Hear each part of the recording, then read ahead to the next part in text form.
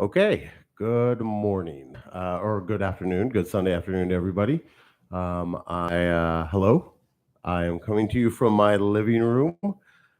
Ignore the dog hair. Ignore the dog hair. Above all things, ignore the big holes I have in. I think this shirt is it this shirt right there. Oh yeah, right there. Ignore those holes. All right, so um, coming to you on Facebook and also on YouTube live. This is my second day in a row of attempting a podcast and hoping that people tune in. If you have any questions, you can always call. I have my handy dandy cell phone here. Phone number is 512-952-9489. I'm very hesitant giving out my regular phone number, but I am giving it out nonetheless in case you want to call, join, have any questions, ask for any advice, of which I'll probably give you the worst advice in the world. But you'll get advice nonetheless. I still wonder why this looks super grainy and that looks really awesome. This, you cannot see the dog hair. That, you can definitely see the dog hair all over me. Main reason you see the dog hair is I just got finished washing my dog. Um, I will say this: it is the worst chore on the planet is washing a very large husky. It's funny because I had the same dog for like 17 years, and so eventually he got used to showers. He got used to showers. Now I'm going to fully admit how I bathe my dogs. All right. Most of the time in my life, I've had stand up showers. So I've had basic showers you just walk into, no bathtub, no nothing. And I know people have a problem with not having a bathtub, which is understandable. Baths are nice. I'll agree. I've gotten a little bit less obstinate to a bath, but I prefer showers. I prefer showers, and my big excuse used to be that because I'm a guy. That's why I take showers and not baths. Baths at one point, it almost felt like I was sitting in my own filth, you know? But thanks to a fabulous person, I have gotten used to baths and I do like them. I even like the whole candles and bath bomb thing. They make you feel really nice at the end of it. But I don't understand bath bombs. I have to be honest with you. I think bath bombs are pretty. There's a lot of pomp involved. That they do all the effervescent things. But why not just put bubble bath in there? You can't just use liquid bubble bath. I don't know. I mean, I guess things come in waves, and fads come and go. But you know, I've heard there are bath bombs you can throw into a bath and there's like a toy inside of it or something like as it melts away, there's like a ship or a person or something like that. Not a real person, of course, because that would be silly if one could fit inside of a bath bomb.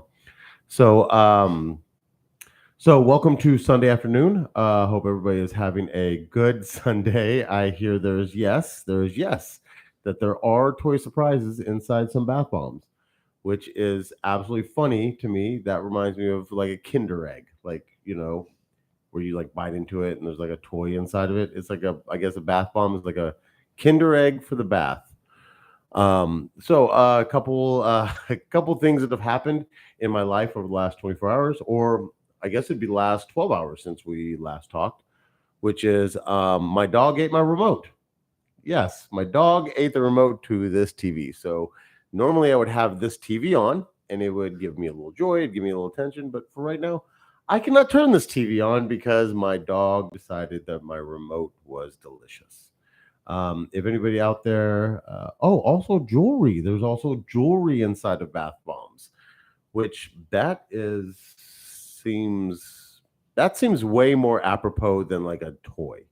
You know, the bath bombs seem like something for adults, so a jewelry would make sense. A toy, not so much to me. That doesn't seem like that would make much sense. Um, if you like to follow me further, you can follow me on Instagram, TWELVEBROWN.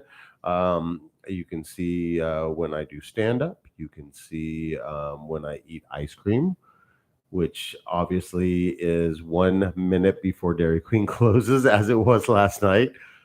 I don't know what got into me. I've been trying to stay away from ice cream. I've been trying to stay away from sweets. Here's one of the biggest problems. When you are in sobriety, and I found this out before. Like I said, I've gone through periods of sobriety in which I what they call white knuckle it, which is when you're not in a program and you're just doing it on your own. Um, in which I've noticed that your sugar intake it freaking elevates. I can go through a jar of peanut butter like insane. Like I can go through a jar of peanut butter like a horny dog. Yes, I used that reference. I don't know why. I don't know any other reference to use. Dogs love peanut butter. That's all I can say. Um, but I go through sweets insanely. Like I love sweets, and I'm really trying to stay away from them. I'm really trying to stay away from. I weighed myself this morning. I am back down to the weight I should be at.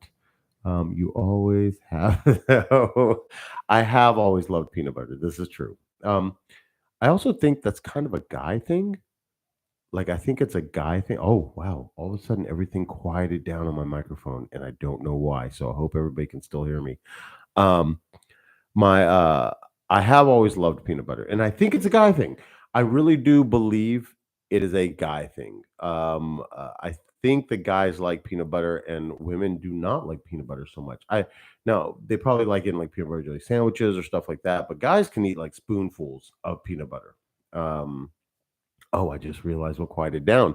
My dog was itching himself up against a wall and it was reverberating through here. You're going to hear every thought that comes out of my head because I'm trying to fill all the time I can in this to try to figure out what direction I'm going to go in it. So, really, what you're seeing is you're seeing a lot of spitballing. I'm throwing a lot of stuff at the wall to see what sticks and what doesn't. Again, if you need a piece of advice, like to talk, phone number is 512-952-9489. In fact, what I should do is I'm going to end my Facebook real quick and then I'm going to restart it to where it has my phone number. So if anybody wants to call, they can. We'll do next. Here's the deal. I don't really do social media that often. Let's see. We'll just do need advice. Need advice. I'm your man. I'm your man. And then we will go ahead and put our phone number, which is again 512-952-9489. Done. And here we go. We will go live again. There we go. All right. So all y'all follow me on Facebook. There it is. There is my phone number. 512-952-9489 if you'd like to call in, talk, say whatever's on your mind on this Sunday afternoon. Things that have happened within the last few hours, last 12 or whatever hours since we saw each other. I went and did stand up at an AA meeting, which was okay. Let's talk more about people in the program. That's what they call it, the program, which I'm going to be honest with you. Saying I'm in the program is kind of weird. It feels cultish, it truly does to say like I'm in the program. Speaking of which, if anybody has seen this on Facebook, please let me know to make sure that I set this up correctly. Um, Saying those words like in the program, it really seems cultish. I'm going to be honest with you. It does. It seems kind of odd to say that because it does. It seems really like a weird phrase to use. But I will tell you this: people in the program have great senses of humor. They really do. They have extremely dark senses of humor, and I love that about them. So I did stand up at an AA meeting. It was an AA open mic. It was up in Addison, which is in north of Dallas, and it went over pretty well. It actually went over fairly well. I did enjoy it, and people laughed, and they got okay. So yes, people are watching. Things are going well over there. Um, I love this, by the way. I love that my girlfriend doesn't watch. That shows you the level of commitment. I'm just kidding. Just joking. If she's watching. Um, so the people in AA can joke about anything, and I think one of the things is because when you're going through addiction or program, you have to have a sense of humor about yourself. You really do. Oh, fiance. Sorry, my fiance doesn't watch, but she is watching. Um, so there is this level of dark humor that comes along with addiction. It really is. There comes this thing where you can laugh at all the stupid shit that not only you've done, but that other people have done. And that is kind of a big deal. It's good to keep a sense of humor about what you've done, because I think the object is to not regret it, but also not to close the door on it. I think I have the terminology right. I'm still learning a lot of stuff, and there's also some stuff that like like. I still don't memorize real well. Serenity prayer is an easy one. If anybody's been in the program, serenity prayer is God grant me the serenity to accept the things I cannot change, the courage to change the things I can, and the wisdom to know the difference. I cannot tell you how long it took me to memorize just that small little prayer. There would be times when I'd have to mumble through it when you're like all at the end saying it together. That sounds even more cultish, right? To say like phrases together, like in unison. Uh, but even that little phrase took me forever to memorize. Now, lately, I've noticed that the Lord's Prayer has been coming in a lot more lately, which is see, that shows you how much I know. It's give us this day the daily bread, forgive us our trespasses, we forget those who trespass upon us. Like I still mumble my way through a lot of that prayer. Like it's a long prayer, and also, if anybody can answer this question for me out there, is that a Catholic? Isn't that a Catholic prayer? I mean, I think it is. I'm not real certain, but I think it is. Um, maybe it's just a all denominational Christian thing or whatever, but I feel like that's a Catholic prayer, and that seems odd that that is said in AA meetings. And the reason why it seems odd to me is because you're supposed to be fairly non-denominational. For instance, you're supposed to have a higher power, but the higher power is the higher power of your choosing. You know what I mean? Does that make sense? Um, so that is kind of the weird thing about that. And as you know, I will do no research about it. I will just guess the entire time and pretend like maybe I know. I Google almost nothing unless it's completely inane. But it seems like the Lord's Prayer is a Catholic thing, you know.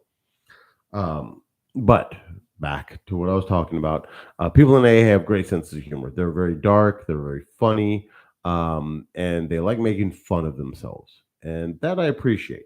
I wouldn't say I murdered last night, but I did kill, and I got a lot of laughs, and that was nice. It was nice to be among people who understand where I'm coming from, in my humor, because of course a lot of my humor is based on my stupid, drunk, and fucked up antics that happened in the past.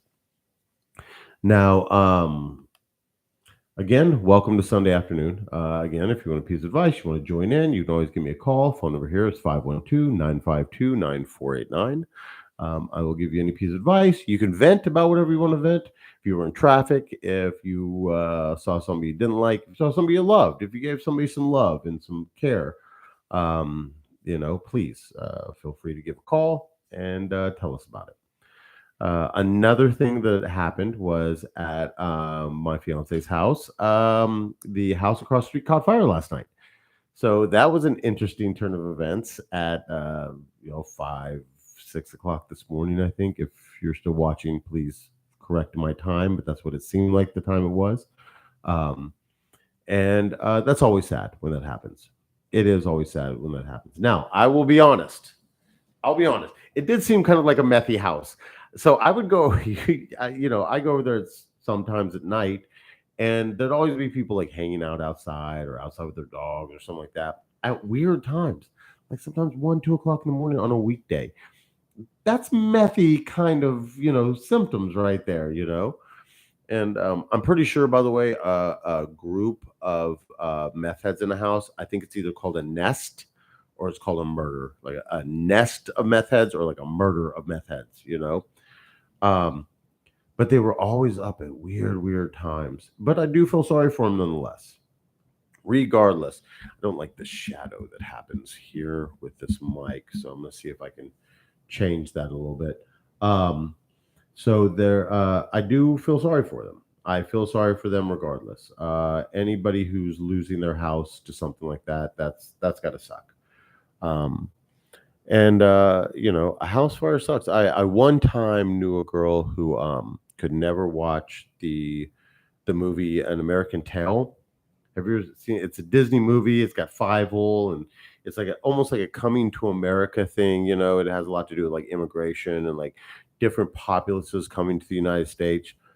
Well, when she was, I want to say she was like 5 or 6, her parents took her to go see this movie, and they went and saw the movie. And when they were driving back, and they were driving up their driveway, their entire house was on fire. Their house actually ended up burning to the ground. They lost, I believe, almost everything in the fire, and that's just sad. Like a fire that goes through a house like that, it's just that's sad, regardless of who you are. I do know somebody one time that fell asleep smoking a cigarette.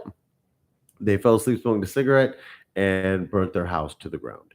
And the worst part about that was it was their house, don't get me wrong, but they never had to buy the house. Like the house was given to them after like a grandparent died. So it was like a free house, you know? So you basically burnt down a free house. Like that's the worst. That would be the absolute worst. You have this awesome houses for free. By the way, yes, they were meth heads, and yes, the house was not in great shape, but this is a free house that was given to you, and then you burn it like you burnt it to the ground. Now I don't know if that's what happened last night to these people, but you would, regardless of how it happens, it sucks. So don't fall asleep smoking cigarettes. That's the moral of this story. All right, if you're gonna smoke a cigarette outside, and be awake for the entire cigarette, or put the cigarette out before you fall asleep. Like it's that easy. I'm gonna figure out this shadow. I am going to figure. Oh, there we go. Look, that's a little bit better. Um, so again, if you want to give a call in, 512-952-9489. If you'd like a piece of advice, you want to talk, you want to join the podcast, please feel free, because I'm sure I'm not going to have a lot of people watching for quite a while, if ever. If ever, who knows? Um, so Sunday afternoon. Oh yeah, so I did stand up. I'm gonna go do stand up again tonight. Oh, this morning. This morning was fantastic. Now I will fully admit I woke up. Oh, we have a call.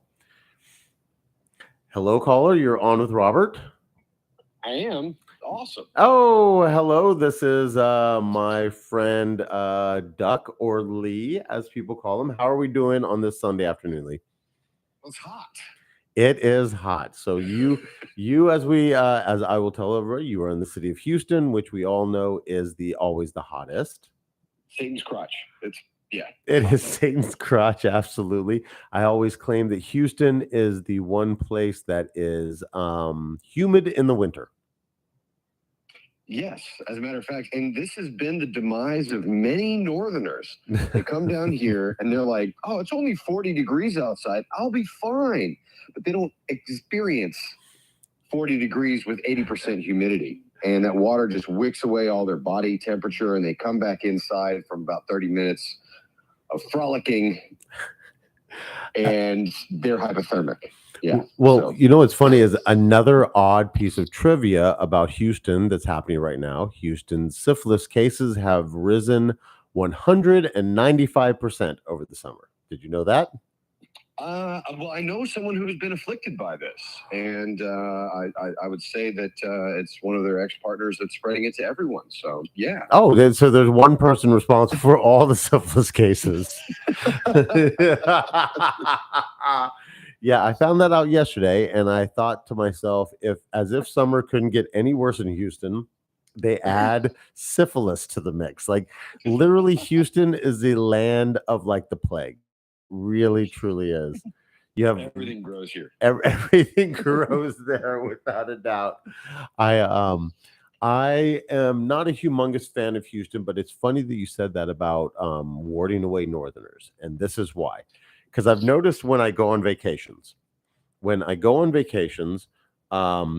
is almost like this odd thing where you happen to go on vacation in a city, and everybody tells you the same. Like you go, like for instance, when I go to Portland, remember I'd go to Portland every once in a while for vacation, right? Yeah. And every time I went to Portland, it was gorgeous. It was beautiful. Like the sun was perfect. It was never too hot. I always rented a bike because that's how hipster I am. And I'd be like, Dixie, sure. yeah, that too. And I'd be like, this is gorgeous. Like this, like how could nobody want to live here? Everybody would always tell me how depressing Portland and Seattle was. And I'd be like, it's so gorgeous. It's so absolutely beautiful here. And then they would always tell me the same thing. Well, you hit it at the right time. You came in the right Mhm. week. You were here at the right week, And Detroit is the same. So as we all know, I have family in Detroit. And it Twin seems Cities are the same way too. what is Twin Cities, Twin Cities. Okay, right. And Minneapolis, St. Paul. Yeah. so if you hit it at like the right time, it's beautiful. Even when it's cold, it's still beautiful. It's still gorgeous outside. But they would tell me, they'd be like, yeah, but you haven't been here in February. They're like, and I would literally say things. Vacation is one of those things where if you're at a place for a week, about the third day in, everybody says the same thing to themselves, which they say this. They go, I could live here. I should move here. Everybody says that to themselves every vacation. It doesn't matter whether you're in Cancun, on a cruise ship, Portland, wherever you go, California, San Diego, wherever, you're like, I could live here. And then everybody's like, no, you could not live here. This is not a place you could live. Trust me, you're here during the perfect 4 days of weather because you planned this trip here for that weather. Yep. And I remember where was it? I want to say I remember we have a friend named Chris from high school, and his family's British, and they're from Leicester, England. And I remember one time I was fooling with going to England with him. I was going to go over there, and we were going to go to Leicester, we were going to go to London, and I said to him, I said, wouldn't it be awesome to move over there? And this was, God, I want to say this was early 2000s.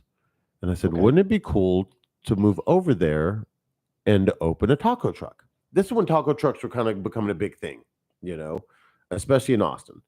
And I said, wouldn't it be awesome to like move over there and have it? I bet you there's not a lot of taco trucks over there. Like that would be a cool thing to Nice. open, right? And he's like, okay, first of all, yes, you're right. There aren't a lot of taco trucks over there. B, there's a fucking reason there aren't a lot of taco trucks over there. He's like, they wouldn't know what to do with that level of spice of a taco truck. Like they have no idea what it's like to eat a taco. Like he's like, no. He's like, he's like, no, a taco truck would not go good in England. Though You just open at night and only do curries, and you're good. so that's a curry truck. That's in a taco truck. That's a I fucking know, curry. It's totally different. But that would work. Isn't that funny though? I came to find that out that the number one selling food item in England is curry. Yeah, I love it. And I never put two and two together that okay, India was a British colony. So of course curry would be a big fucking deal there. And so would, of course, ethnic slurs against Pakistani and Indian people. They go hand in hand. Oh God. They go hand in hand. So if you're going to colonize somebody, you're going to take their best food. Okay. You're going to take their best food, and then you're just going to say the worst and most awful things about them. Exactly. So how is your and your lovely wife's Sunday afternoon going? It's great. It's absolutely wonderful. Yeah, I could not have requested anything better than right now. I'm alive. I have a family, and obviously I have friends who answer the phone when I call, even if they're providing a public service. So I try to be thankful in every moment, and especially if somebody that I love asks me that question, I want to make sure that they understand that I'm blessed to be alive, and so are they. Oh, the gratefulness. Oh, the gratefulness. I love it. I love it. I need this on this Sunday afternoon. I love this. I too, by the way, am grateful for breathing the sober air I breathed this morning. I am grateful for the food I am able to put in my stomach, the water and juice I am able to nourish myself with, and I am unbelievably grateful that I have friends that call into my podcast in which maybe two people watch at a time. Yes. So Lee, you, as we've talked lately, have been thinking about starting a podcast. Is that correct? Yes, Okay. I have. So let's. I can tell you about it. I would love to hear about it. Okay, tell us about the podcast you are brainstorming.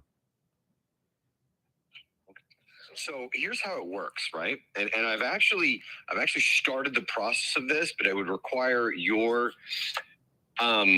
acquiescence. Because I have two different ideas for podcasts. One is just boring old thing, like I just talk to people about the first moment that they realized that they didn't love themselves, and the Ooh. first moment that they learned how to love themselves again, Ooh. right? Because we all do it when we're children, before the world and pain and trauma and condemnation and self evisceration gets in the way. We try to get along and whatnot, but most of us come back to it later in life at some point, hopefully. And that's usually a breakthrough moment. That's what I'd really love to do. But the better idea, I think, is to take like your podcast from yesterday, right? Okay. Yes. And then I watch it. I take some notes. I give a rebuttal, a conversation to things that you said and done in there, and then we do a podcast where the subject is rehashing the previous podcast. And then over time, we do this each time and bring in new people to rehash the same podcasts and the developing conversations where we never actually have anything that isn't connected to the original and subsequent podcasts. Isn't that kind of like the Jacob's Ladder of podcast? Is that what That's that kind of like? It's the idea. Yeah, Okay. exactly. By the way, yes, I did pull out the nerdy term of Jacob's Ladder. I don't even know where that came from. That came from somewhere in the recess in the back of my head. So honestly, what you're doing is you're almost doing like a meta podcast. You're basically The whole just idea. yeah. That actually both are. I really like the first idea. I like the first idea. When was the first time you realized you did not love yourself? And when is the first time you got back in touch with loving yourself? Oh, Magical moment. oh, that's heavy. It's heavy. That's why I shy away from it. Yeah.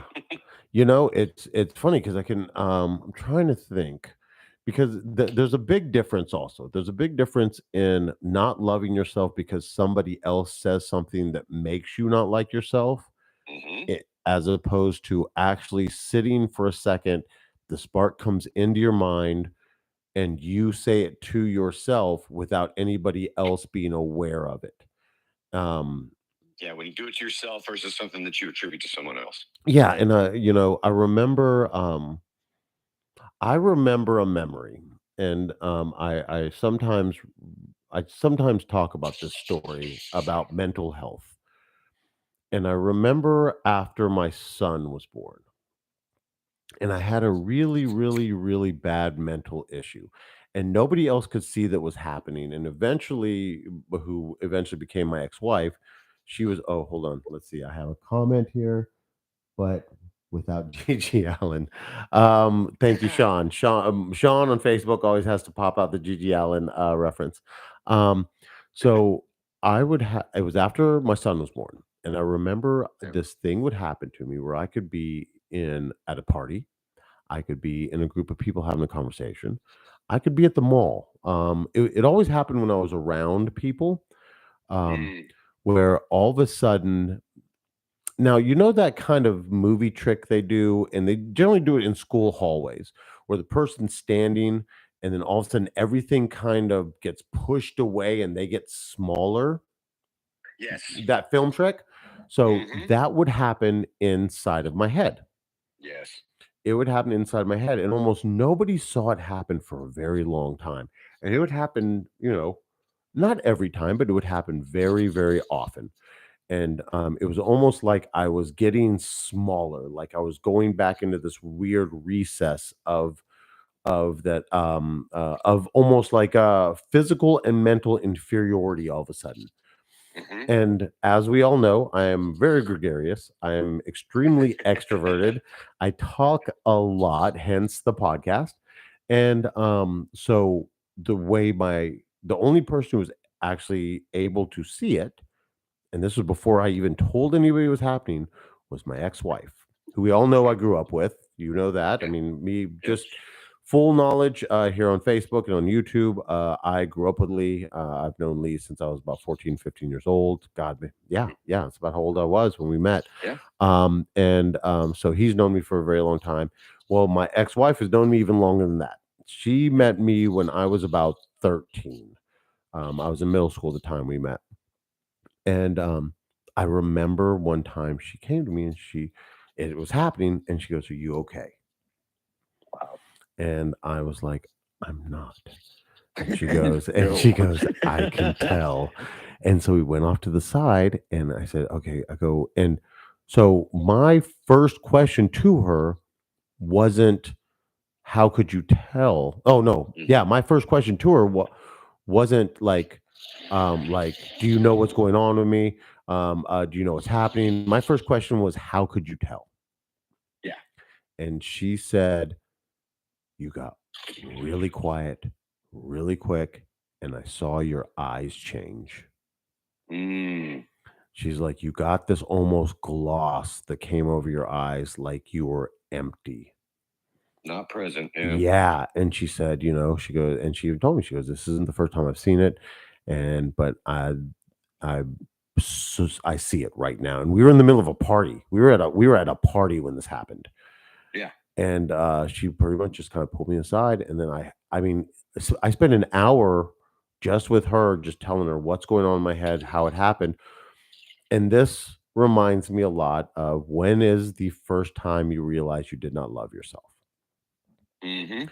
Because and this is, I'm being very presumptuous here, and maybe even a little mentally pretentious, but Awesome. I That's what this is for. It's a podcast, for God's sake. this is true. It really is mental masturbation, isn't it?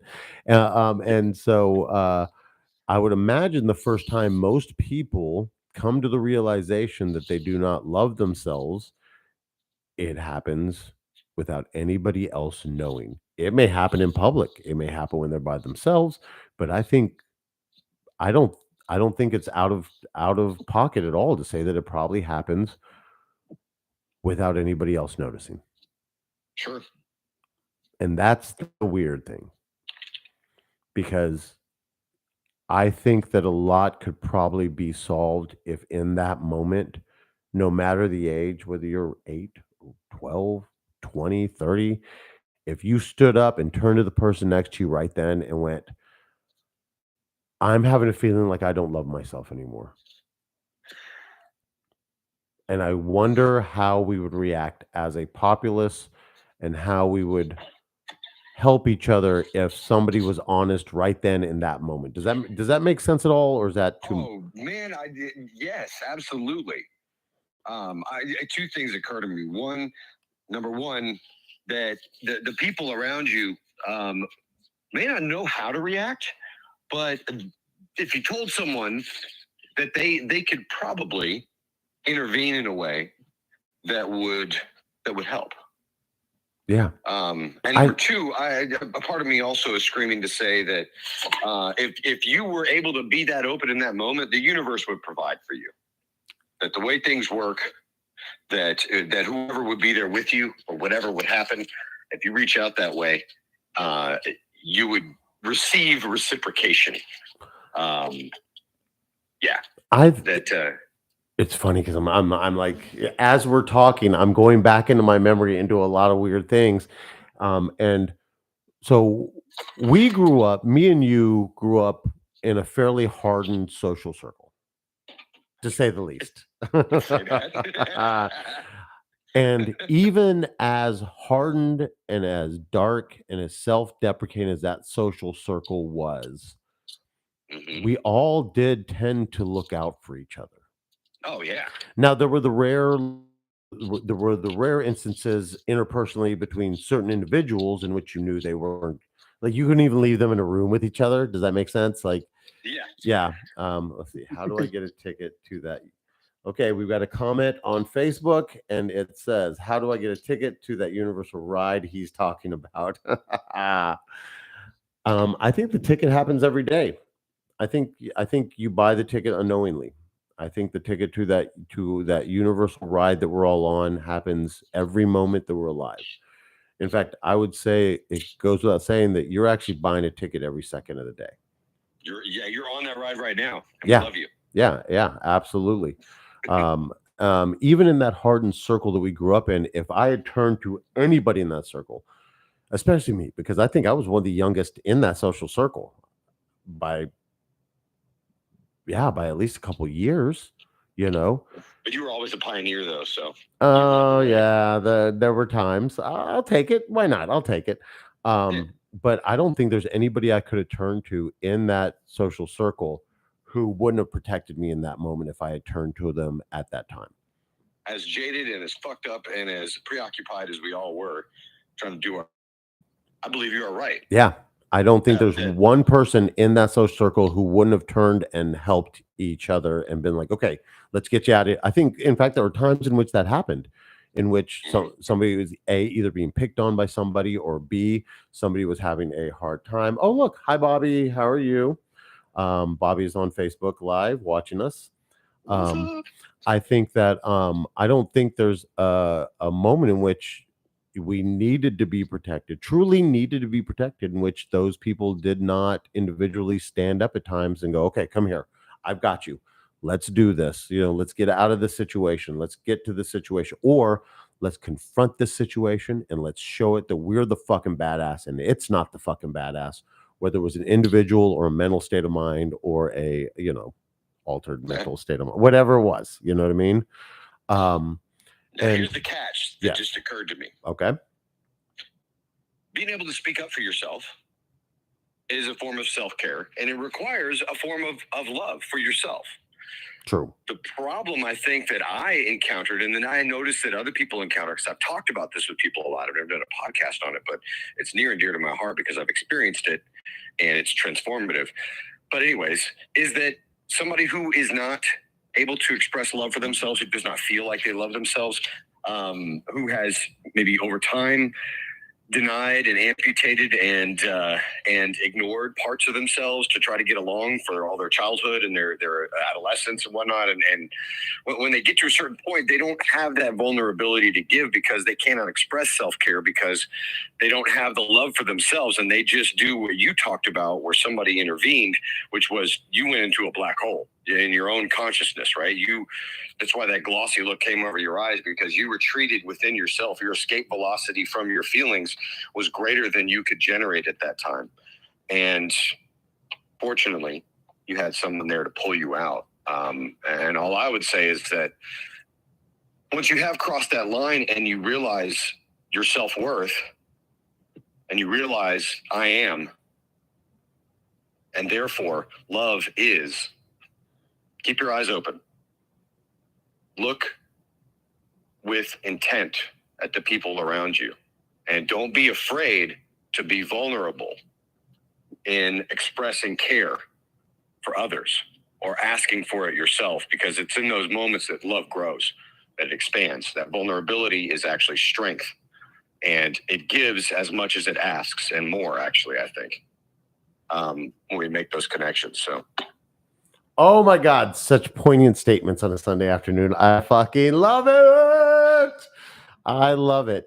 It is funny that you mentioned this, because I brought this up in one of my meetings the other day, which was that as you get further and further into the program and you get further and further into sobriety, one of the odd things is you create almost this very weird sixth sense where sixth sense where you can identify or see people in public who are sober as well. And it's very odd. It's not even like a nod, like the nod like black folks give each other that like white folks can't do very well, like it's. Oh, I wish. I know, right? Oh, we have that weird fake smile thing we do. We like kind of hi, I'm white. So so the funny thing is that in sobriety, I'm starting to notice that I can kind of spot every once in a while the sober person walking past me, or the sober person in line with me, or the sober person like in a crowd or a group of people with me. And I'm starting to kind of develop this really odd sixth sense. And when I brought this up during the meeting, you could see the heads nod. You could see people like, yeah, yeah, we fucking can. We can see each other. And I think it's the same thing when it comes to this kind of emotion of not only self-love but societal love. You know, Mhm. if you keep your eyes open, if you keep your mind open, if you keep your heart open, if you're keeping these things open, and if you're keeping them open in synchronicity, especially, you can spot the hurting person. Yeah. You can spot the person who needs a high, or the person who needs a fuck, you look fucking good today, by the way. Do you know how good you look? You know, you can spot that person that needs that just acknowledgement. Just even that acknowledgement will go fucking even Mhm. an acknowledgement of something as superficial as your fucking hair is awesome. That is a fucking kick-ass fucking hairstyle. Something even just as tactile as that Right. will elevate somebody's self-worth if you see them hurting. If you see them hurting, all of a sudden they go, "Oh shit, somebody notices me. Yeah. Somebody sees me. Somebody knows I'm here and I'm not just taking up space, you know." Oh, birds of a feather. That's yeah, absolutely. It is kind of a birds of a feather mentality, but even worse, it's more of a birds of a feather recognizing a wounded bird. It's a healed bird recognizing someone with the same wounds Yeah. Yeah, they used to have. absolutely. Absolutely. All right. Well, I hate to cut this short, but we're hitting the 45-minute mark. I told myself I wouldn't go over 45 minutes. Lee, I'm going to call you later on today because we're going to discuss this whole podcast idea. And I've already decided that I need to go ahead and hook up my second microphone. So then when I answer my phone, I can put it on speaker and it can go directly into a mic instead of me holding it up in front of my beautiful face like an idiot. So I got one thing that I want to lay on you real quick. Okay, I'm ready. I was watching your podcast yesterday, Uh-huh. and you said something, and I heard a voice like somebody was right there with me. And it was when you were talking about Upshaw Ah. and doing this by yourself now. And I heard him say, "I'm doing this with you every time." Yeah, I feel that. Thank you for acknowledging that. I do. I feel that, man. I'm I do. acknowledging him, and I'm invoking him for us, for you. And he's here always. He is. He is. Okay. Are you? Oh, speaking of which, are you watching on Facebook? Not since I got on the phone. I didn't want to do anything weird. I didn't know if I could do that. Okay. Hop on Facebook right after we hang up because I'm going to tell a story that is going to knock your socks off with you just saying that. Thank you for saying that. By the way, thank you for calling in, Lee. I couldn't have asked for a better call in. I hope your Sunday afternoon goes fantastic. I hope your Sunday afternoon and evening go fantastic. And I love you, and I hope you can feel the hug I'm giving you from here. I love you from the bottom of my heart, and I feel it. All right, very good.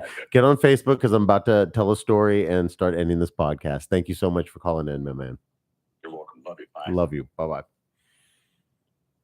Okay, well, that was an excellent call in. Thank you, Lee, for calling in. Or as I like to call him Duck, which it's also a give and take there. So he just regaled us with a very good podcast idea. The idea of love. The idea of love that we should be giving each other every day. Oh, Bobby, we miss y'all too. We miss you too. I at the end, of course, he talked about Upshaw, which I talked about at the beginning of yesterday's podcast, and it is really odd to do this without him. And it is funny because I can feel him. I can feel him, and I want to go and end the podcast with this story. Last 2 weeks have been real hard on me. I've had a lot of really bad mental issues. I had an anxiety attack, and a lot of it I'm starting to realize is that there's a lot of things I'm feeling for quite possibly the first time in my life. At 50 years old, it shouldn't have taken me this long, but it did. I think every time and place has its time and place. And there are a lot of things that I'm feeling for the first time, and I'm feeling them in a very sober mind and a very open heart. Well, during this period of unrest a few days ago, I fell asleep on my couch. It was very quick. It was a nap. Right before I fell asleep, I looked over. There's an ottoman right over here, and in fact, I will show you here on Facebook. There's an ottoman there that my dog likes to sleep on. And I remember I was starting to fall asleep here on the couch, and I looked over and I saw my dog asleep there on the ottoman, and I crashed out. Well, in that time of sleep, I had a very quick dream. And in that quick dream, I was standing on the edge of a beach and I was looking out at the ocean and I could see the sun. It was almost like the sun was setting.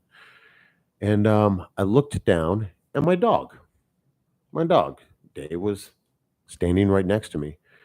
And as I looked down on Dave, Dave looked up at me and Dave said that I'm too busy looking at what is broken and I'm not concentrating on what I prepared.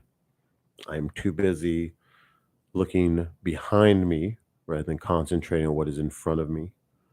I am too busy looking at how I hurt rather than looking at what I have healed. And he said it all in Upshaw's voice.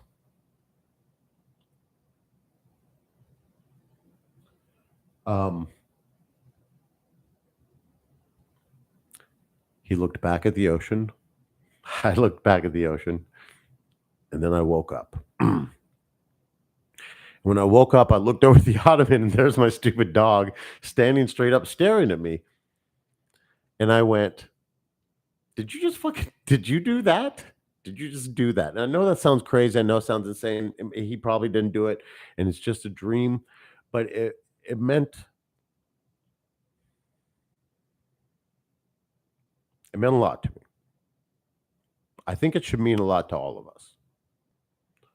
I think we do all spend way too much time concentrating on what hurts rather than what we've healed. And I think we all spend a lot more time concentrating on what is broken rather than what we've repaired.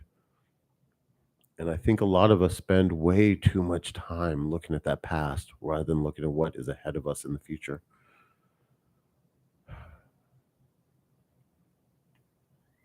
Life is a lot better than I think we give it credit for. And somebody one time told me that you're doing a lot better than you think you're doing. Sometimes it's real hard to see that. Sometimes it is, and I understand that. But if you can take a moment to breathe and that gratefulness that Lee said on the call in, grateful to breathe. We're grateful to be awake. We're grateful to be able to eat. We're grateful there's rain that's going to happen, and I don't have to worry about being rained on if I don't want to. We spend more time in that gratitude and in that gratefulness. We can do exactly what my dog said. We can concentrate on exactly what Dave and Upshaw told me during that dream. I've now surpassed the 45-minute mark, and I want to tell you all that I love you. And I want you to go in peace and love and gratitude on the rest of your Sunday. I want you to enjoy yourselves and know that somebody out there loves you and cares for you. Give this world a big fucking hug and then give it a big pat on its fucking gorgeous ass and tell it that you love it.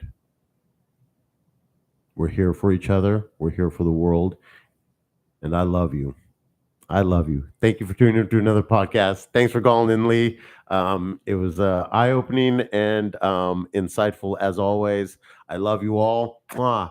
Go forth on this Sunday. Enjoy it. I'll see you again tomorrow, okay? Until tomorrow, love each other. Bye-bye.